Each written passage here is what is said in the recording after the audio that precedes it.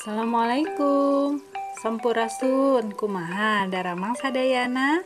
Mugia hidup sadayana aya dina kaayaan sehat walafiat. Amin. Tepangkeun nami abdi teh Bu Lela. Insyaallah ngawitan dinten ayeuna bade ngulang basa Sunda kelas 4, 5 sareng genep.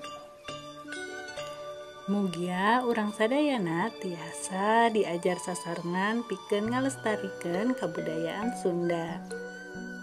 Sateacan diajar tong hilap yuk urang sasarengan maca doa heula. Bismillahirrahmanirrahim. Robbi zidni ilma warzuqni fahma. Hayu urang kawitan diajar basa Sunda kanggo kelas genep nyaeta perkara wawancara. Saha anu tos terang perkara wawancara? Nya, wawancara teh nyaeta tanya jawab pikeun meunangkeun informasi. Jalma nu diwawancarana disebut informan. Wawancara teh bisa dilaksanakeun ku cara langsung paamprok jongkok atawa paadu hareupeun. Bisa oge ku cara teu langsung nyaeta ngaliwatan telepon.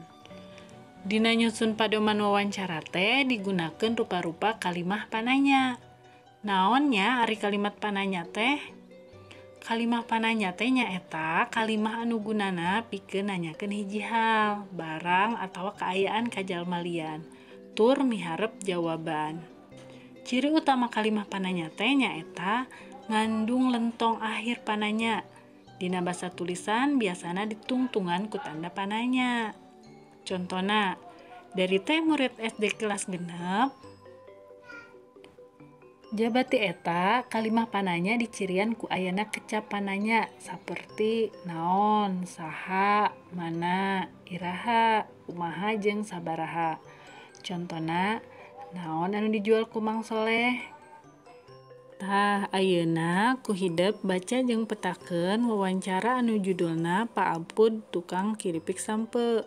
Sok perhatikeun mana wae kalimah pananya dina wawancara anu tos dibaca. Teras jawab pananya anu aya hubunganna sareng wawancara anu tos dibaca. Seratkeun jawaban hidep di Google Form teras kirim. Alhamdulillah tos cekap sakitu pangajaran basa Sunda dinten ayeuna. Hatur nuhun sadayana. Wassalamualaikum warahmatullahi wabarakatuh.